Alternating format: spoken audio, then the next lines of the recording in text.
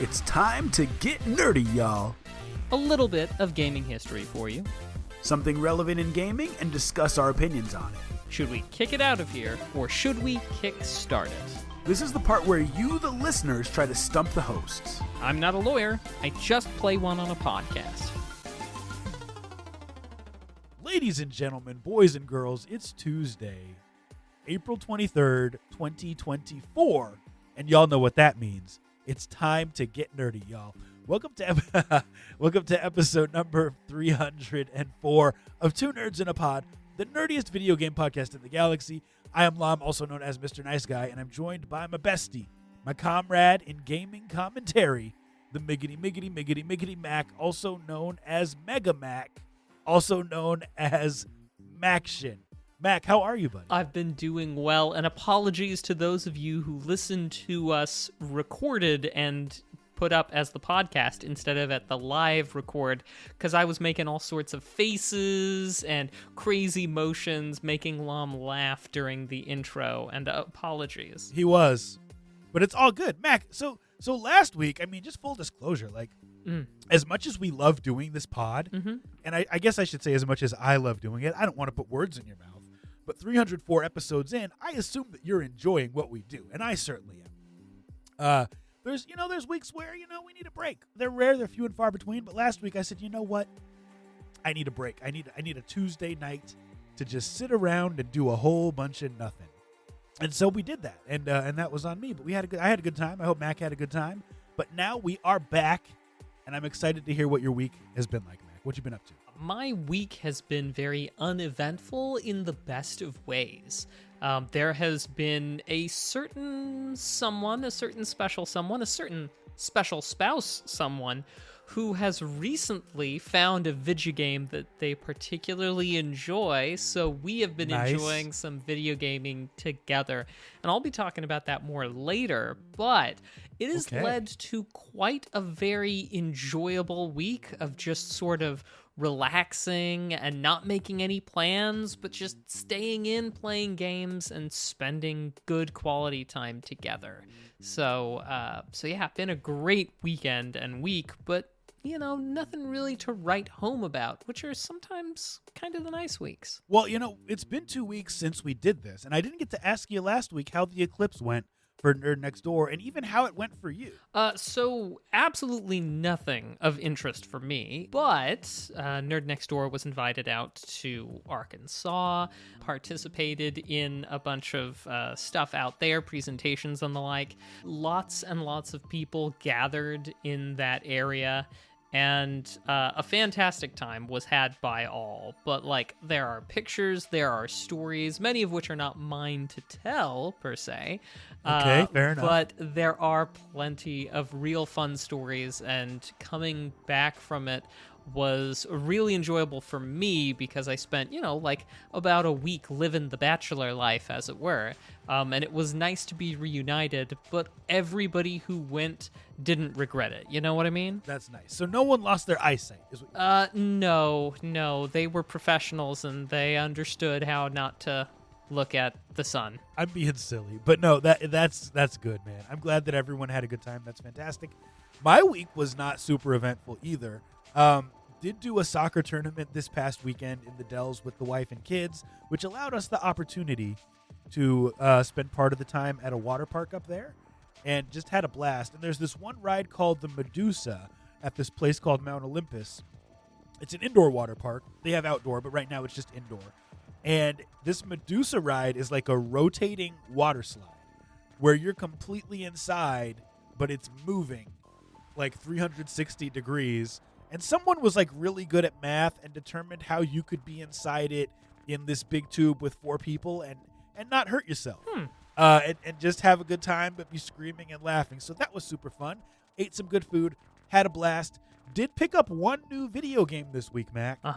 And that game happens to be the classic, beloved Super Mario Land for the original Game Boy. Nice. Now, this game has always held a special place in my heart, and I had purchased a copy a while ago.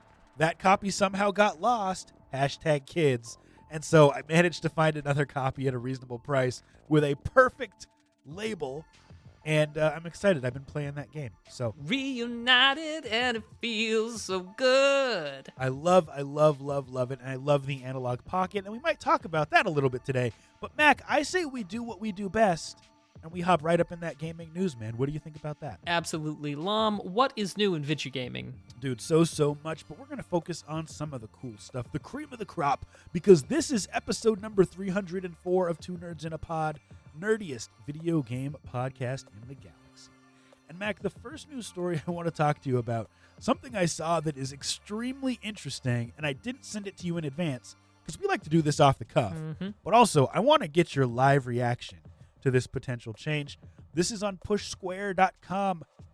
Latest Sony patent wants to take the grind out of the games by playing them for you, by Stephen Talby, written yesterday.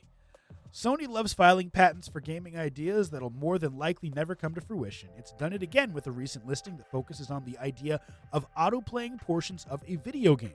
Essentially, an autoplay feature would mean a game takes over control and plays itself during segments that a player might find boring or time-consuming.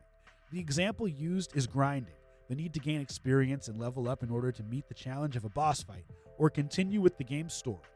Rather than do this manually for hours on end, an autoplay system could, in theory, take care of that for you, leaving you to play the parts of the game that you actually care about.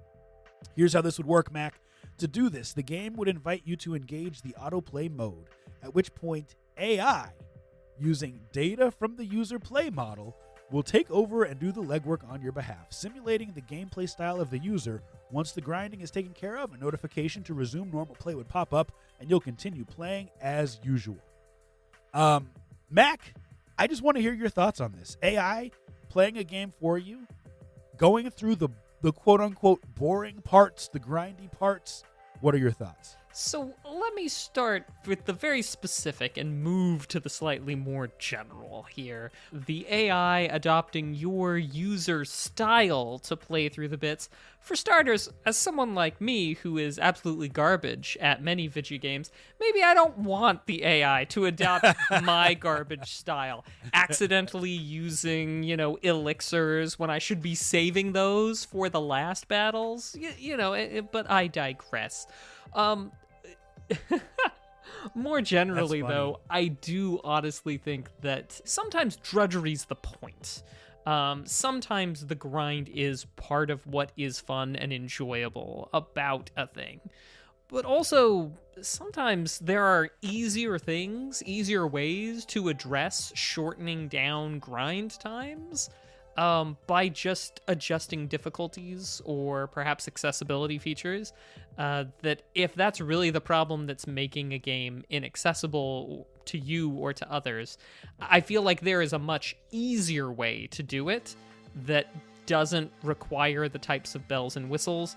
I'm always constantly concerned about the requirements that implementing an AI model like that might require much larger download sizes, might require connectivity in a way that maybe a traditional single-player experience wouldn't. And then also, last but not least, just the general idea of the game overall. Isn't the point of the game to play it instead of not play it? But, Dude, that's quote of the year right there. Isn't the point of games to play them instead of not playing them? I like that. And I had never even thought of the idea of this increasing download sizes. And I don't think that there's any limit to how much larger a game would need to be if AI is implemented to potentially play through some of the most grindy, quote-unquote, monotonous parts of the game. Now, here's what I will say. I mostly agree because there is satisfaction in the grind, right? You play, I love Fallout, and I wouldn't want to have the game be grinded for me. I want to explore, and I want to kill the post-apocalyptic aliens and the skulls and the people and the ghouls, and that's part of the fun of the game, and I'm looting as I do it, and I have a good time. And then when I level up enough to go to the really, really difficult parts of the game, I feel a certain amount of satisfaction. I will just say I think that this is, and I think you might agree, this is different than accessibility. yes. I think that this is just getting rid of people's need to play through the tough stuff And I think it's dangerous territory because I wonder where it stops. Does it stop with just single-player games?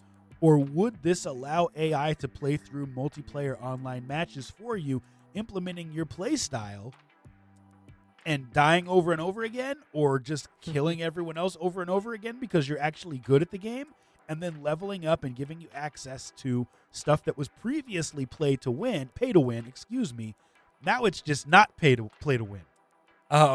You don't have to do it. So I don't know if this is limited to single player or what.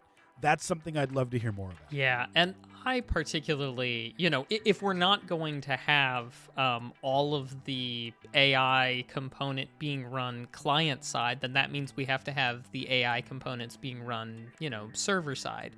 The running of that code, the stress, whether that is on the, bandwidth or on the console, has to happen somewhere.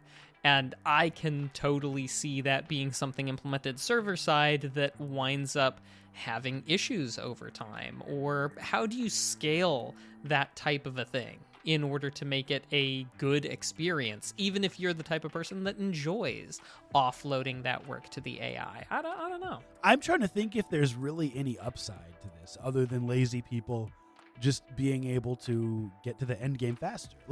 I'm really trying to play devil's advocate here, and I can't think of any positives to this in the gaming industry. I think I can see one positive, and that is some C-suite executive who's just like, look, I told y'all we were going to implement AI, and look, now I've justified my corner office as chief of AI relations, and because we now have it in the new Destiny 3. That's like the only thing I can imagine. Your joke about maybe you don't want AI to implement your playstyle because you're bad at a certain game, that could be hilarious. Just the AI just dying over and over and over again. And if it is in multiplayer and the player is bad, does it just allow other people to improve their stats because you're just constantly killing these AI bots that are terrible? I think that takes away from a lot of what gaming is built on. And it's interesting because some people are against save states, and save states have become more and more relevant as gaming has gone further and further. The Analog Pocket, which I love, has a built-in save state feature. Yes, it does. That is tied to your cartridge, even though it's not. And you obviously have to have a micro SD card in here. But anyway, point being, there's been a lot of things that have come along to make gaming easier. People have different opinions on them. Yeah. Mac, now speaking of retro games and the Analog Pocket, I'm such a huge fan of it. There's been other options that have come up recently, ways that people can play their retro games that are a little bit less expensive, just to be candid. And I'm curious what your perspective on this is. This is not a new thing, but it's something that has come on my radar just recently. This is on notebookcheck.net, and it is about the Funny Playing FPGA. Have you heard of this? No. Tell me more. Fantastic. So this is written by Alex Anderson. A few months ago, ETA Prime, who's a YouTuber, outlined an upcoming Funny Playing gaming handheld built around a Go-In Field Programmable Gate Array, FPGA. As we discussed at the time, the YouTuber showcased an early unit and did not confirm launch pricing. However, Funny Playing is now selling its FPGA Game Boy Color kit directly and through Retro Game Repair Shop. Additionally, Macho Nacho Productions has tested a retail unit embedded below in the article in which they describe the device as FPGBC. Unfortunately, the complete device costs significantly more than the $69, the price that was reported in November. Instead, the kit lacks the shell, buttons, and membranes necessary to complete the entire system. Mac, bottom line, this is a kit that you can purchase that will allow you to build a more modern Game Boy Color. And the article goes on to say, at the time of this writing, Funny Playing sells 7 shell options, each for $9.99, plus buttons and membranes for $1.90 each. Overall, a complete FPGBC unit costs at least $83.60, making it more expensive than advertised, but much less than the $219.99 of the Analog Pocket before shipping and taxes. So my question for you is this: as someone who's into retro stuff, is it like the price of more premium stuff like the Analog Pocket that's daunting, or is it more a desire to just play things on the legitimate original hardware? Some people are just purists. Some people don't want a better screen, a backlit screen, clicky buttons. And some people are like, you know what? Screw analog. They made this so hard to purchase for like 3 years.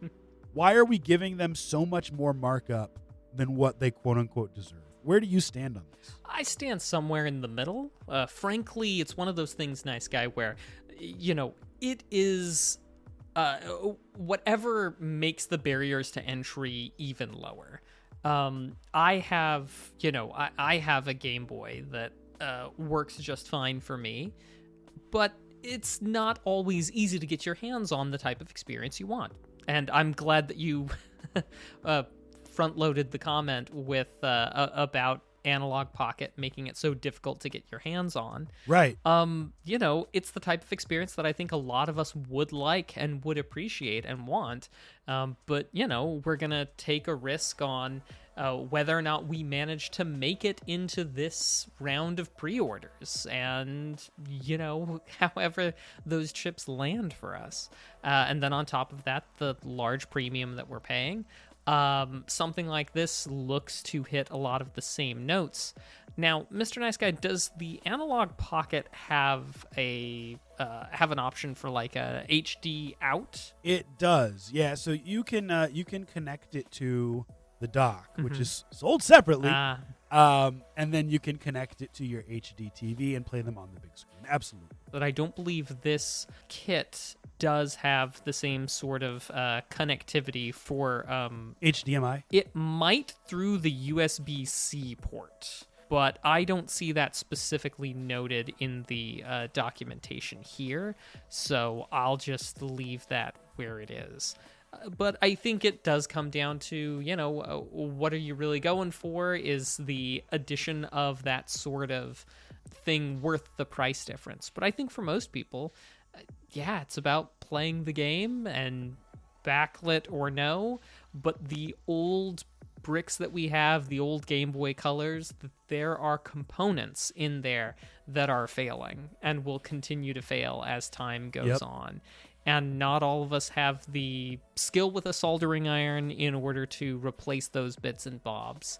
And things like this are sorely needed to preserve the old experience, even if it does come with a little bit more pixels per inch, right, and some backlighting and some different screen options. Yeah. You can go original GBC, you can go original Game Boy, and that's one of the things that I love about the Analog Pocket. Now, I have no shame in the fact that I'm playing my old cartridges and cartridges that I collect on a premium device. I also know that some people would turn their nose up at that notion, and that's fine. I personally think this is not a flex like it used to be. Oh, you got the Analog Pocket? That's crazy. For me, this is something that I bought strictly for me because I enjoy it and because it brings a sense of nostalgia, but with a premium experience. And so I don't know that the funny playing Game Boy brings that same thing. I like this Analog Pocket as much as any handheld that I own right now for what it does. Mac, I have one more question for you just about retro and nostalgia, and then we can move on. So as I've gotten this Analog Pocket, I obviously have all my childhood games. I have games that I've collected over the years. I've actually collected quite a few more Game Boy games in the past, 6 months or however long I've had this. And to me, putting the game in the slot, playing it, having access to this physical cartridge means something to me. And not just from a perspective of game preservation, but there's something about it that just brings me a certain level of joy, and I can't really put my finger on it. Now, you and I are both advocates for ROMs and for game preservation. Do you have any preference in terms of playing ROMs over playing the actual cartridge? And not like one is free and the other is not, but does it make a difference to you? Do you feel different when you're playing a ROM versus popping a game into one of your systems? It does feel different for me. When we are playing, Dungeons and Dragons, GURPS, anything like that, I opt for actual physical dice, and whenever possible, paper for the character sheets and for writing notes. When I've got the opportunity or the option, I scribble on paper, just because there's something about the tactileness of it that very much appeals to me. And same thing with the ROMs or with the games. If I can plug in a cartridge, I absolutely will, because there's just a feeling to it that, in spite of it all being the same, or at least relatively similar ones and zeros, plugging it in does feel different. And it's a feeling that I like. And I'm 100% with you, Mr. Nice Guy. You're not crazy. Yeah. I know what you mean. It's one of those things where if you know, you know. And I just, hooked my analog up to my PC, and after several months, I'm now using some ROMs on there. Mm-hmm. And it's fine, but it's not the same as me owning the cartridge. So I'm purposely avoiding doing any Game Boy, Game Boy Color, Game Boy Advance ROMs on there as I'm going and collecting. And that has been our news for the week. All right. Well, now we turn our eyes back to the past with a little bit of video game history. This last couple of weeks, Mr. Nice Guy, big weeks for games. Had a lot of cool things happen. If we take it all the way back to the beginning, 1982 for the Atari 2600, Pitfall. A game that, obviously the formula's been improved upon since, but definitely took the imagination to the next step with a side-scrolling platformer. Alligators trying to snap at you, vines that you could swing across. Quicksand, yes, absolutely, quicksand. I thought all of these things would factor in so much more in my life thanks to Pitfall as well as 80s movies, but alas, and alack. Some other luminaries from video game history: 1992, Link to the Past last week. 94, Super Metroid. Wow. Hard to top. 2005 for the Xbox, Jade Empire, made by the same folks, over at oh gosh, the name's escaping me. BioWare, yes, that did Knights of the Old Republic. Fantastic thing. But I think it all kind of pales in comparison to one very important, very fantastic game released in 2011. A little thing called Portal 2. It may very well be the best sequel to any video game of all time. Mr. Nice Guy, is that fighting words? It's not fighting words. It's like, I feel like it's objectively in the conversation. And it's interesting, whenever I look at a list of top 100 games, Portal 2 is almost always in the top 10 or 15. It's such a great game. And it's interesting to me that after all these years, that people haven't forgotten about it, as so many other good games have come out. I love it. I love the music. I love the sense of humor. I love the physics. I love how it allows for creativity. And I love that they had co-op in there that wasn't tacked on. What a game. Last but most certainly not least, a thing called the Indrema, or the L600 if you prefer. Probably not something that's on most folks' radar, just because it never actually got off the ground. Back in the early 2000s, we almost had a Linux-based console, and that was this Indrema. The Indrema Corporation formed. They did the sort of, soft launch at CES back in the day. They were trying very much to put out this console that had stylings very similar to to like a DVD player with a PlayStation 3 style controller, even though this was back in 2000, so it had this shiny chrome vibe to it. It was gonna be released for about $300, and legitimately seemed like it would be a solid entrant into the gaming console field, which at the time, early 2000s, we were talking about Sony, we were talking about Nintendo, and Microsoft with the Xbox had just kind of become a sort of like, oh, well, maybe a Linux thing console could do it. And frankly, it didn't have enough money, didn't make enough pre-sales in order for them to build their hardware, which is why it kind of faded out of memory.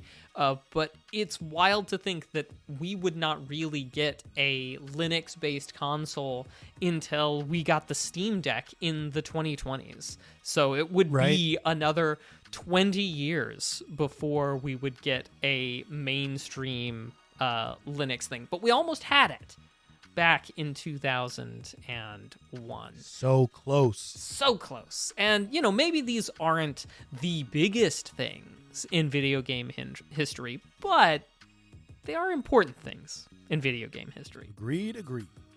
Well, now we're going to come back to the present with a segment that we like to call the Indie Game of the Week, where we talk about a game that may need more attention and tell you if it needs your attention.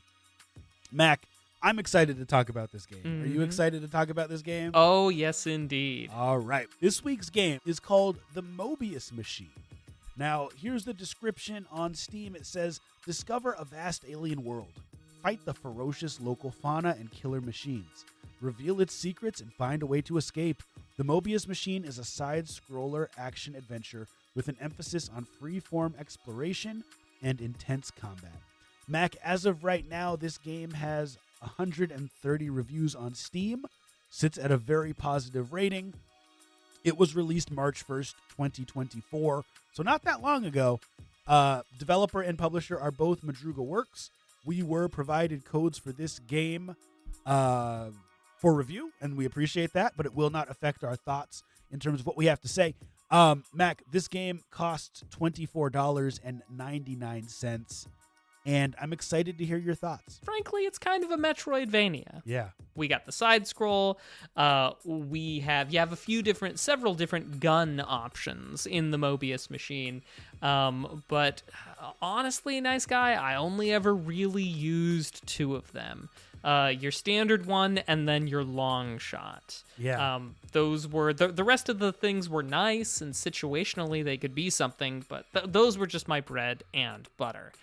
As you go around, you'll eventually, open up new areas, find new enemies. Although, to be fair, there is a lot of reskinning of various enemies in that. So you'll find, this type of movement set with one type of enemy, and then the same movement set with something that looks more mechanical, perhaps, of a machine rather than organic and such. And so it can feel a little bit samey sometimes with that. However, there is a whole lot of world out there and a whole lot of weird, wild alien aesthetic to it on this alien planet. And that was certainly, and the depths where you are, just the 2.5D sort of stylings to it. It's definitely not pixeled, which, is a bit of a stretch for your pixel man like me. But the 3D models and everything look lovely. Just gorgeous, lots of fun bits here and there. And a lot of things that just couldn't help but bring a smile to my face in the way that it was designed. I feel like I have a lot more to say about the Mobius Machine, but I don't want to take up all the air here, Mr. Nice Guy. What'd you think? I love this game. Mm-hmm. I think that this game has the potential to be a top 5 for me this year. Mm-hmm. I mean, we're not even halfway through the year, so maybe that's premature. But I really, really enjoyed this. I felt like despite the fact that we play a lot of Metroidvanias both for review and that you and I have both played a lot just in our personal gaming lives, this one was almost a breath of fresh air for me. I think a lot of it had to do with the art style. It's not an art style that we see a lot. Visually, the depth that you alluded to was really, really a contributor to that. a couple things that I will say. I agree with you about the different shot options not really being important. Particularly, there was one that was like a 3-way shot that you could use. And in my mind, that just allowed the enemies to get way too close to you. I would rather just kill them from a distance using the long shot than risk them killing me by getting close. One thing that was kind of different about this, and actually I won't say different because Hollow Knight had this, and then there was another game that had this healing thing where if you collect, can't even remember the term, but if you collected these little orbs, it would fill your meter up, and then you could use that meter to refill your health, which I think is actually a good way of doing it.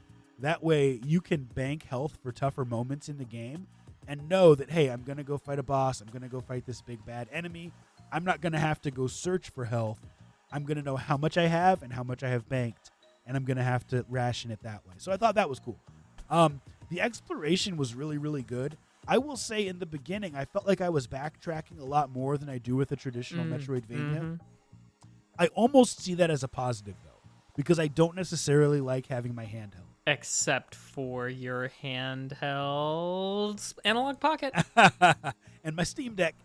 Speaking of which, I did play this on the Steam Deck. Mac, what'd you play it on? I played it on the Steam Deck as well. Well, those are my initial thoughts. What else did you think about this game? Any other stuff you want to share with the people? Yeah, so I found the healing aspect frustrating in one respect because you would burn your energy to heal yourself, and then from there, the health would slowly regenerate.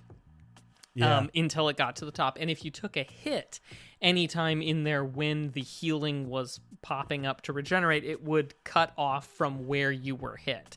So that was particularly frustrating if I found myself, losing pretty hardcore.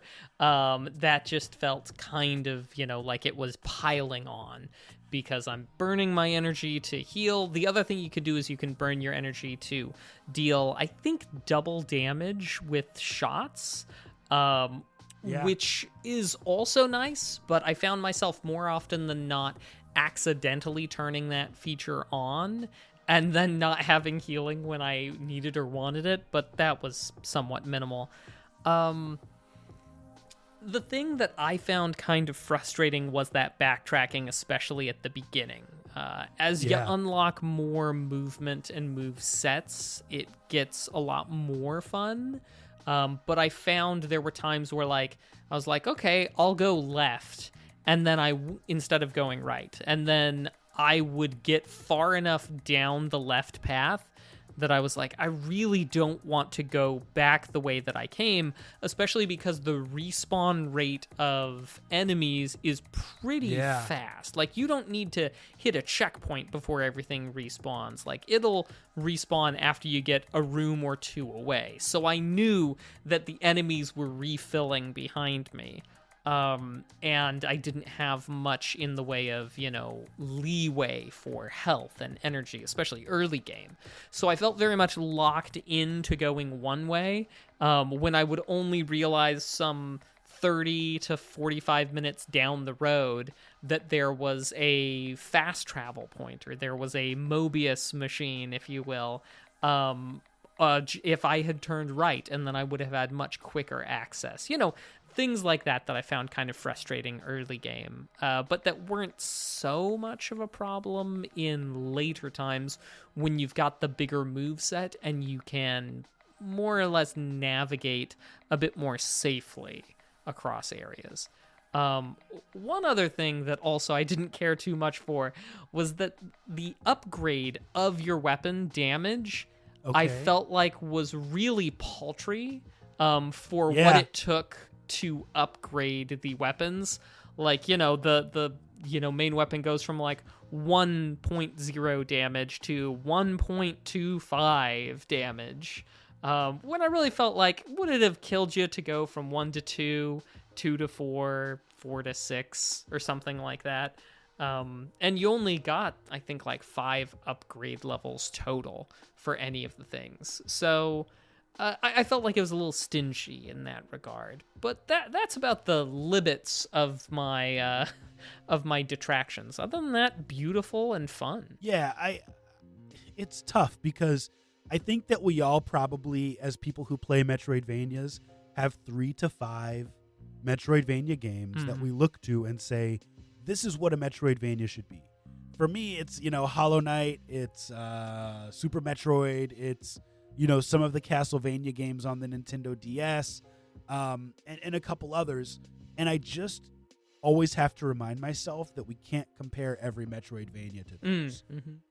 But when I look at this as a game rather than as a Metroidvania, I think much more highly of it in that regard than I would when I'm comparing it to something else in the genre that is an S-tier game. And so for that reason, I think that this is a game I can absolutely recommend. Mac, I want to hear what you think about the price point, $24.99 to the value you get from the game. And then I'd love to hear your rating, and I'd be happy to share. Sure.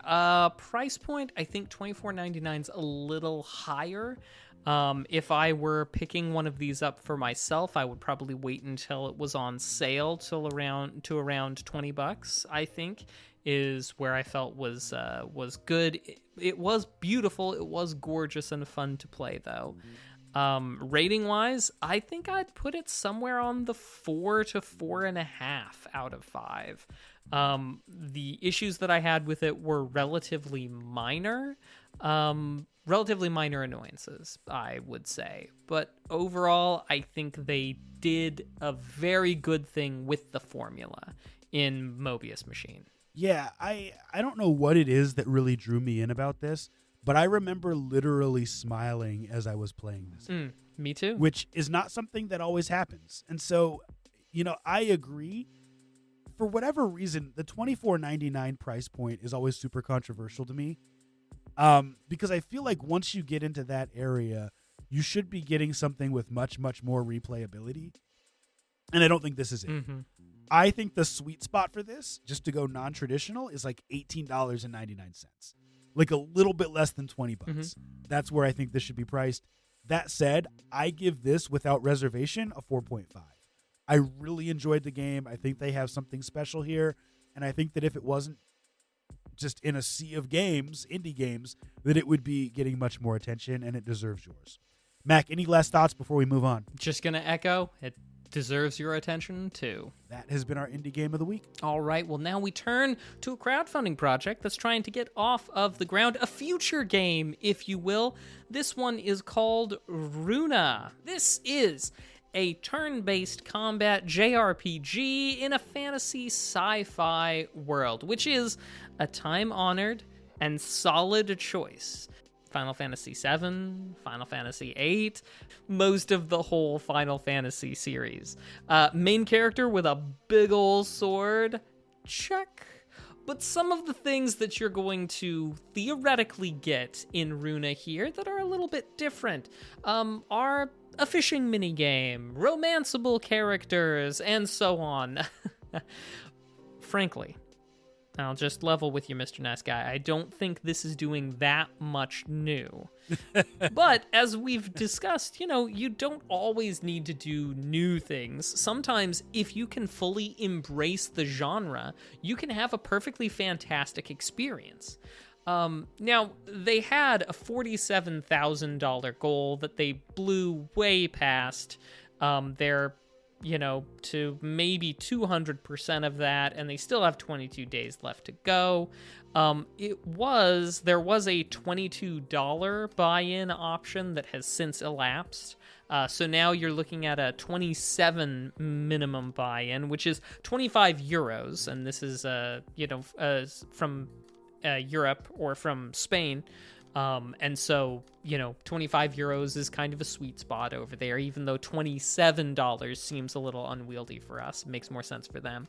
It does have a lot of things that I like here, and a lot of things that check a lot of boxes for me as somebody who enjoys Final Fantasy generally. Mr. Nice Guy, anything jump out to you? I mean, just at first glance, this looks awesome. I mean, the graphics look phenomenal.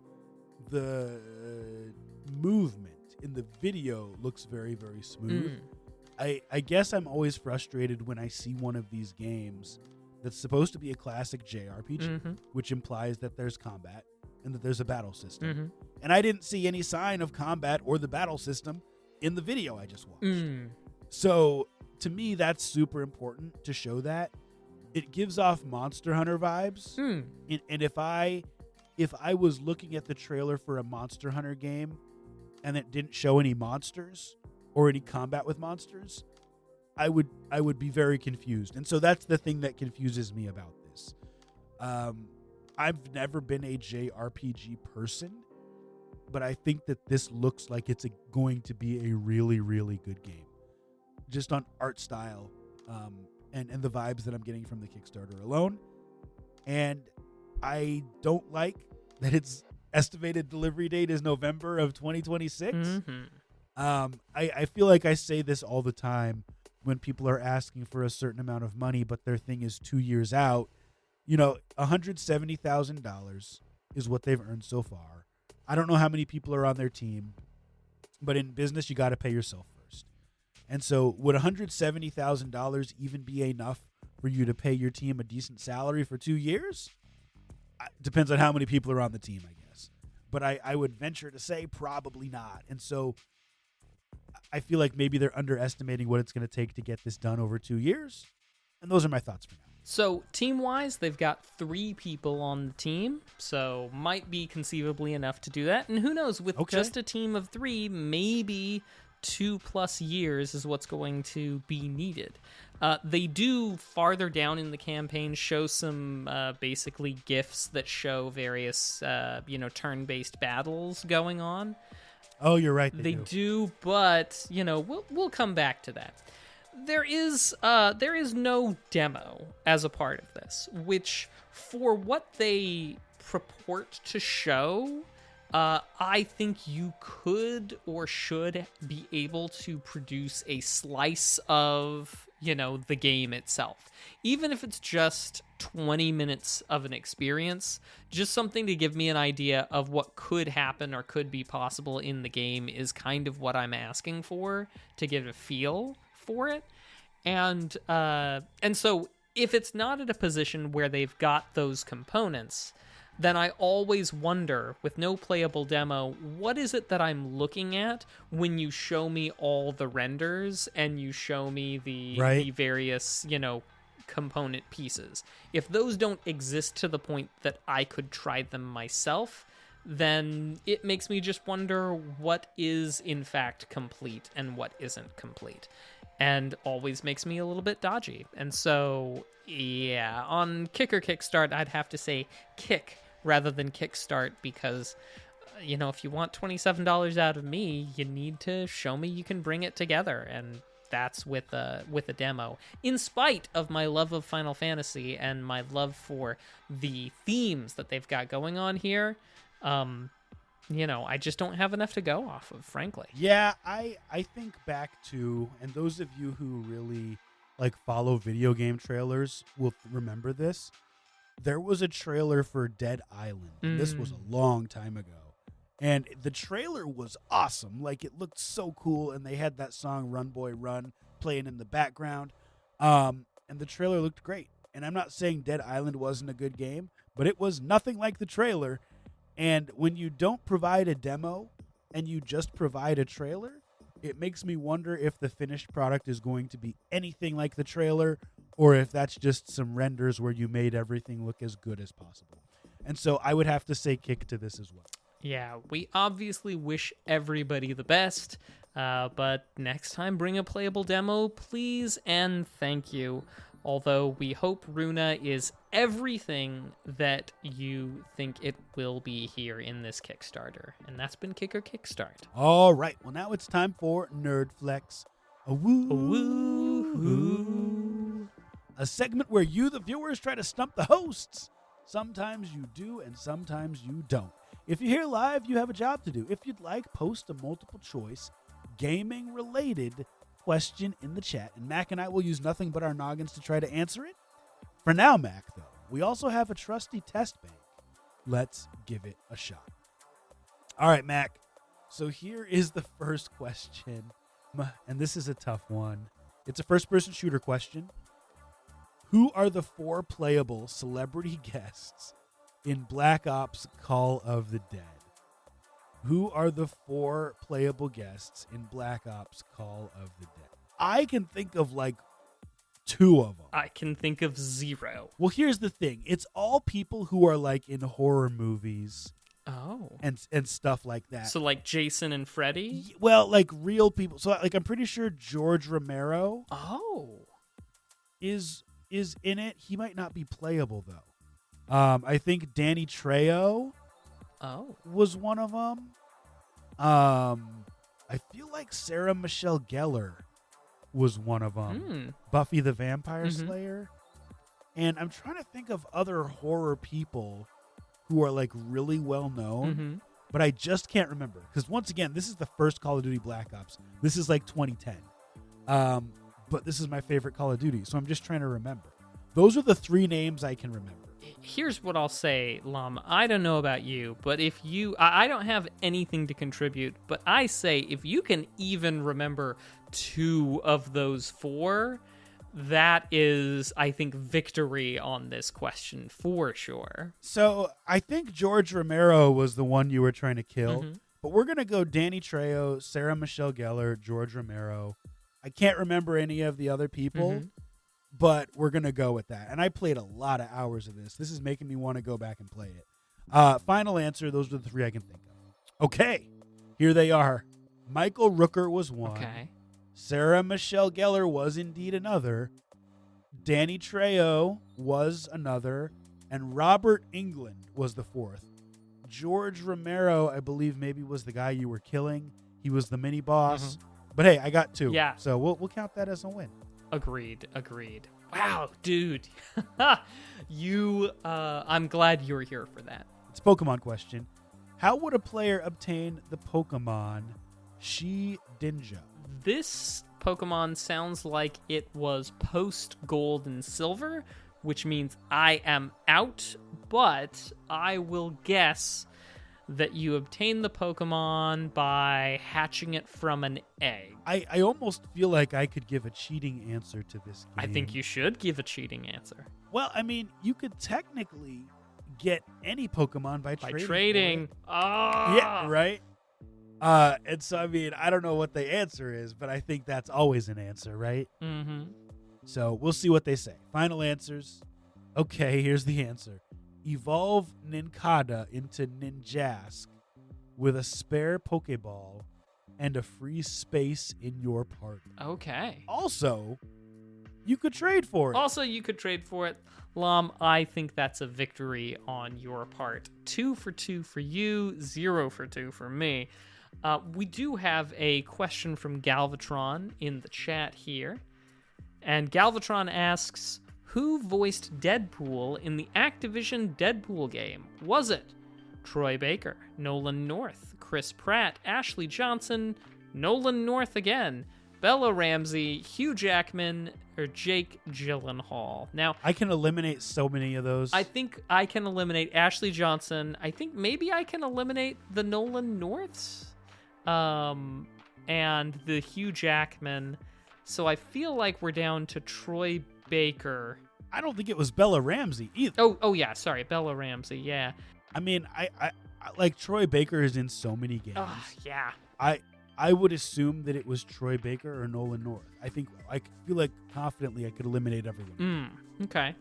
I'll go with you on that. So who is it? Troy Baker or Nolan North? It's so tough. Which one of these voice actors has more comedic timing? Probably Nolan North. Well, then let's go with Nolan North because, yeah, it's Deadpool. Yeah, that's a good point. Nolan North, final answer, Galvatron. Hey! Well done, Mr. Nice Guy. Nolan North. Thanks for shortening it down for us. There we go. That has been Nerdflex. All right, well, now we turn to a little bit of legalese. Legalese. This is kind of the second part of illegalese, because like last time we talked about contracts with minors, and this time arbitration. Reason being is that there is a thing that's going on right now that is interesting, but only because of those 2 components, right? Okay. And arbitration, right? So the idea of arbitration is admirable, and in some ways quite the opposite of the approach of the legal system. Like, for one, unlike the legal system, which is accurately described as adversarial, arbitration is supposed to be more peaceful and consensual, which makes the notion of forced arbitration kind of oxymoronic, but then again, here we are. So in arbitration, the idea is that you're meant to both parties agree to an impartial third party to judge, and the agreed arbiter has the final say, at least in binding arbitration, and it's significantly faster than a court case, right? So instead of the trouble and time, expense, get everybody in front of a judge and potentially a jury, we could just have it settled by a couple of law talking gals to resolve the dispute. But there are downsides with arbitration. And some of the biggest ones, at least in my opinion, are that in almost all cases, you give up your future ability to litigate. And two, when there's like a big power differential in one side's knowledge of the law, you can be treated a lot less fair in arbitration. At least that's what several studies on arbitration versus lawsuits found. They were like, when there's a big difference in the power and knowledge of the law between two parties, they tend to get compensated more in lawsuits than in arbitration, just because of that adversarial process. It actually seems to level the playing field with respect to the outcomes with money, at the very least. Now, another downside is that in a fight against a corporation, they're very likely to do repeat business with arbiters, and that might make you kind of an outsider in the process. And then lastly, and this is kind of, in my opinion, one of the biggest ones, is that no documentation really comes out of an arbitration process. And there's almost this sort of universal presumption of confidentiality in an arbitration. And it's very common to insist in your terms of service that arbitration will be the only method for resolving disputes. I mean, heck, Discord, I believe, added it to their terms of service just this last week, which, by the way, if you're not interested in that, you can opt out of that, but you have like 20 more days to do so. Just word to the wise. But often as I get ready for this show, because of arbitration, I'll read a complaint and I'll just go, I'll put it in a big pile that'll just gather dust because, I don't expect these lawsuits to go anywhere because of the forced arbitration. Very commonly, you click on that I agree, and the compelled arbitration clause is in there. So, as a little bit of an aside, I know this is sort of like 5 asides standing together in a trench coat. I think the compulsion of arbitration is one of the reasons why we get blindsided by the December 2022 $500 million settlement between Epic and the FTC.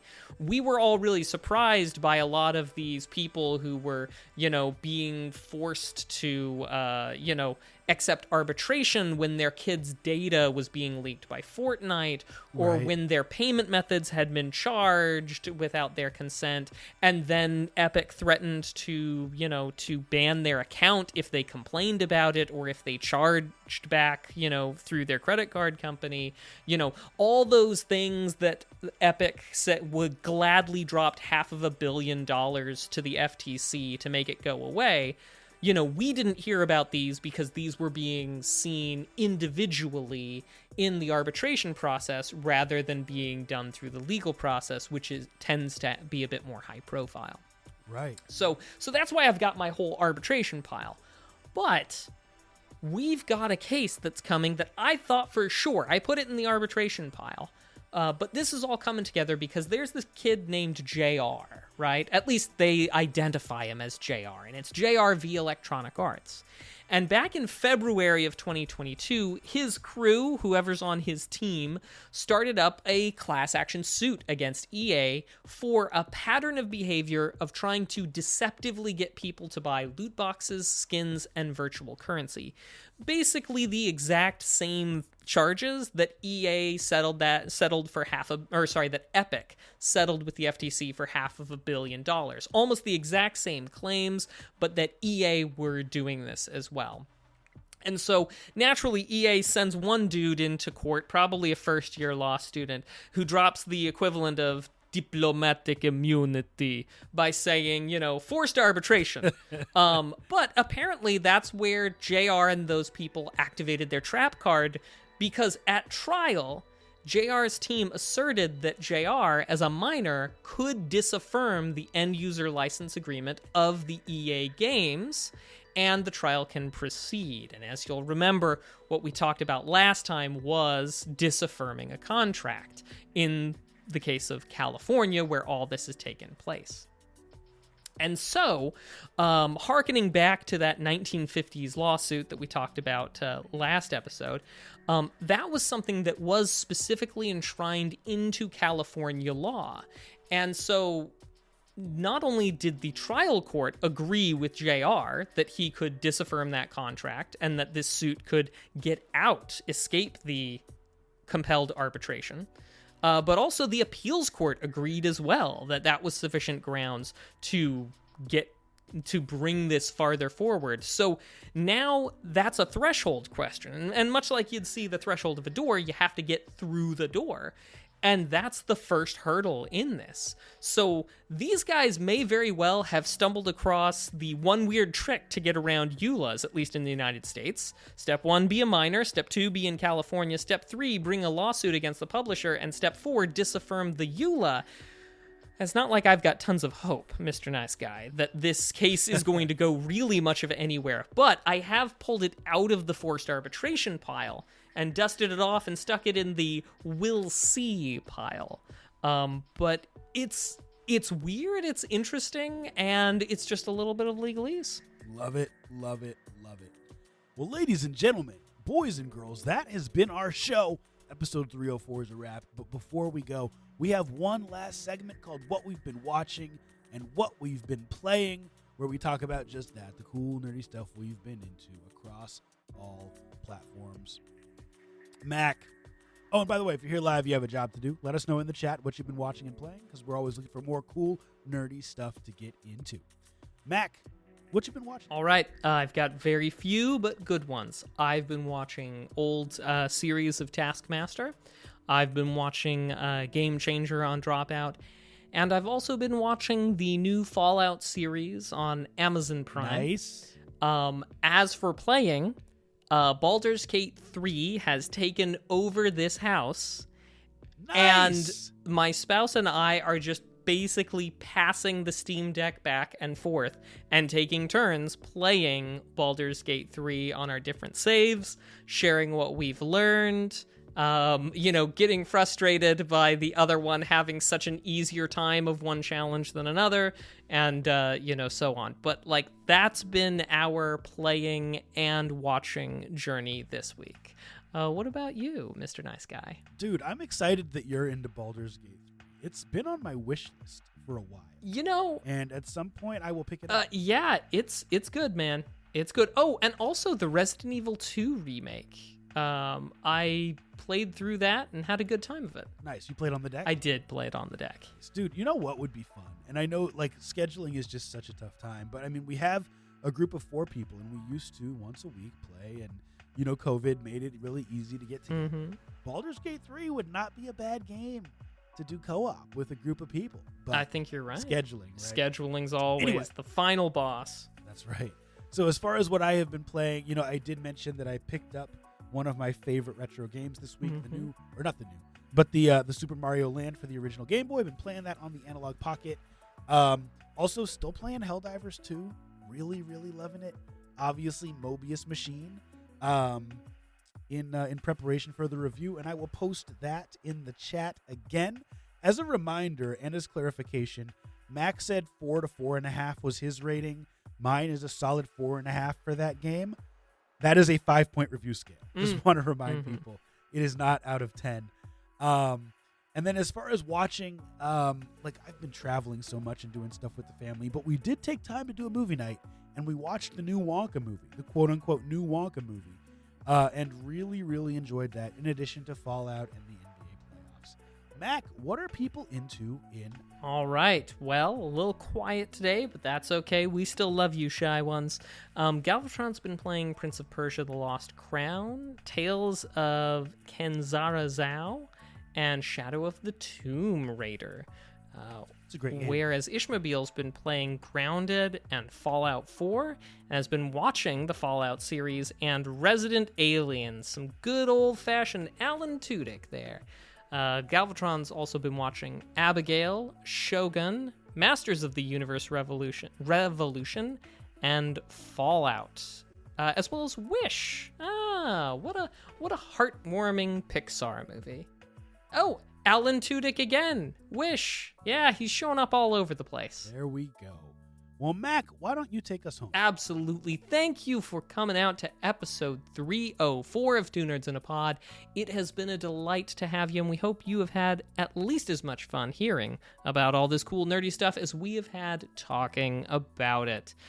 But if you want more of this, you know where to go. Your podcast platform of choice. Share it with your friends and your enemies. They deserve good things too, on occasion. And be sure to join us for the live recording Tuesday evenings, 7 p.m. Pacific, 9 p.m. Central on twitch.tv/2nerds-in-a-pod. And until we see you next week, remember, be excellent to each other and party on. And we'll see you then. Keep it nerdy, y'all. Bye. Deuces.